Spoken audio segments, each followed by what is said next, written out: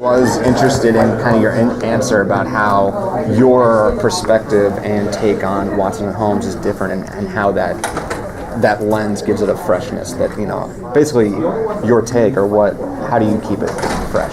Yeah, I guess what I was saying was some version of, I think you're making a mistake if you sit down and, if you're starting from a place, how will this be? I must make this different. I must check certain boxes or avoid certain. It's hard not to, because Sherlock Holmes has been around for such a long time and has passed through so many hands. And as a fan, of course, I've experienced him and Watson in every medium, and yet, ideally, for having had those experiences, you've kind of built a sense in your head of who it is and how it would be different if he lived in New York, if Watson were a woman, if he's a recovering addict.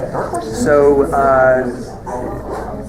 like I said, for having read his stories, the original stories, for having enjoyed him in comic books, for having enjoyed the TV series that were on when I was a kid, it becomes a part of this library of knowledge. I never feel limited by it. I guess it's just nice to.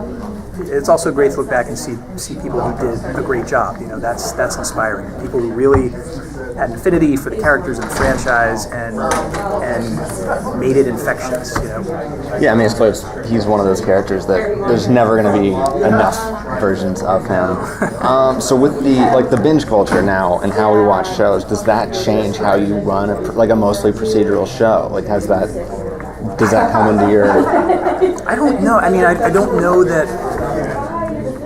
It's weird for having run this show now for a few years. Yeah. I don't really get to binge anything. I look forward to binging. I hear great things. But it's I just don't get between having the show and I have 3 kids under the age of 7. So binging is it's a rumor as far as I'm concerned. So I don't really know if you're supposed to, I don't know if people are being asked to build a show a certain way to make it bingeable.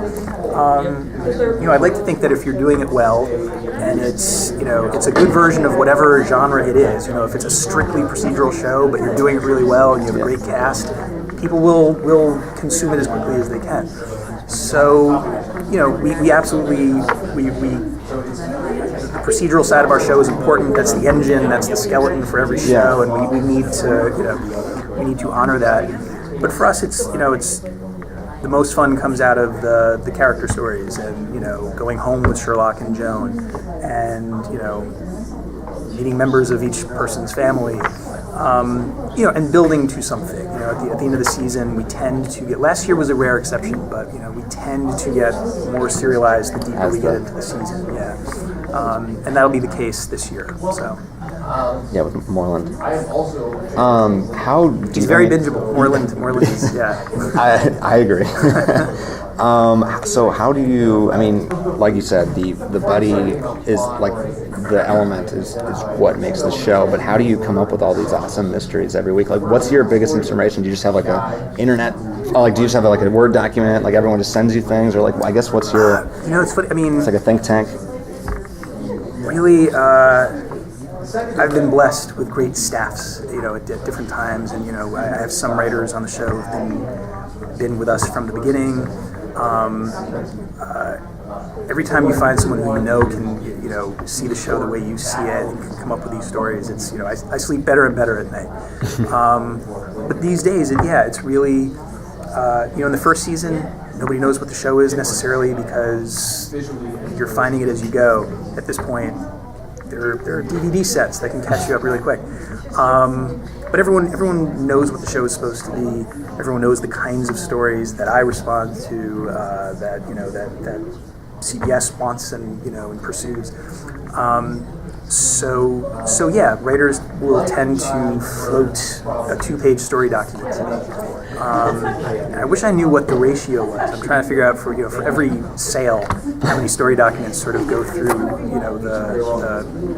process. I'm not sure, but the good news is somehow they're always just enough to make 24 of these every year. So and every once in a while someone is bold enough to dip into the canon and pull something out because it seems appropriate to our take on Sherlock. So somehow, knock on wood, they keep happening. So. John Noble's brilliant as Sherlock's father. What made you decide to add the character, and did you have John Noble in mind for that role? Let's see. As we were wrapping up the third season, the one thing I knew for sure was, like I was saying, we didn't. Last season was the first time we didn't have a 4 or 5 episode run up to the finale.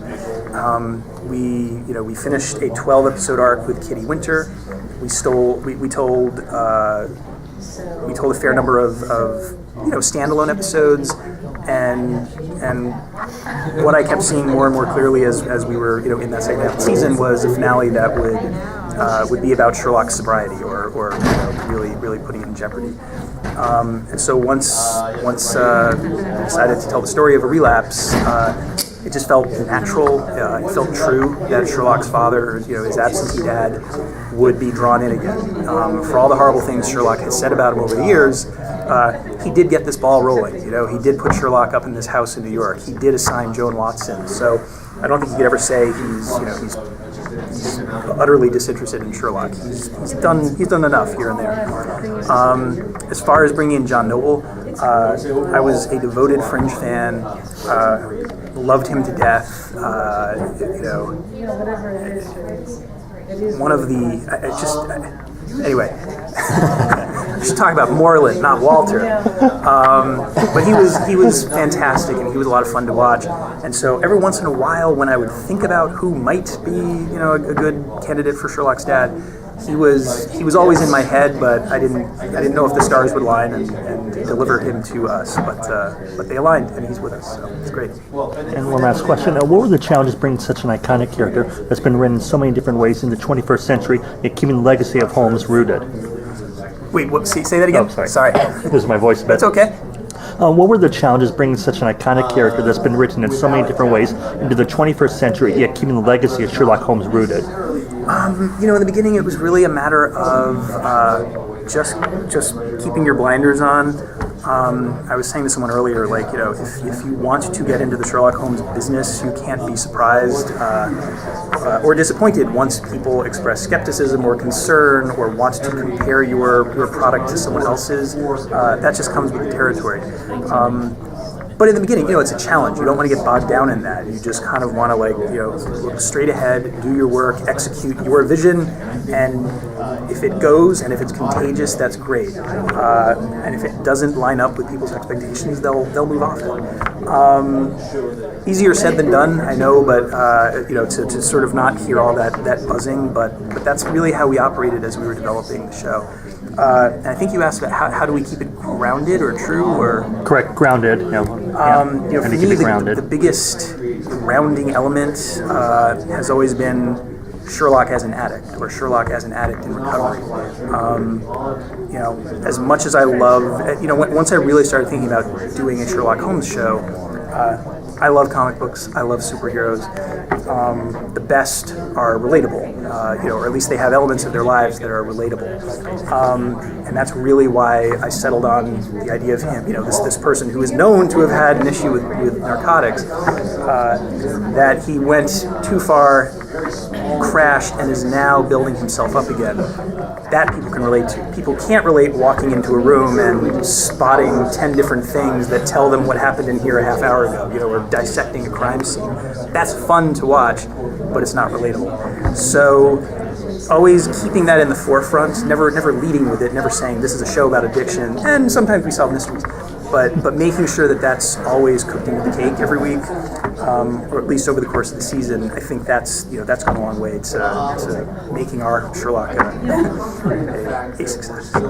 You mentioned that, you love superheroes, you love comics, and in a way, Sherlock is a superhero. Absolutely. Absolutely. And I was going to ask you, arguably the first. Yeah, exactly. I was going to ask. Maybe that is the answer to this question. But who is your favorite, or who are your what did you grow up? Oh, what's funny? My absolute favorite growing up was Daredevil, and I feel like I've been able to take a lot of my Daredevil, not a lot, but just the way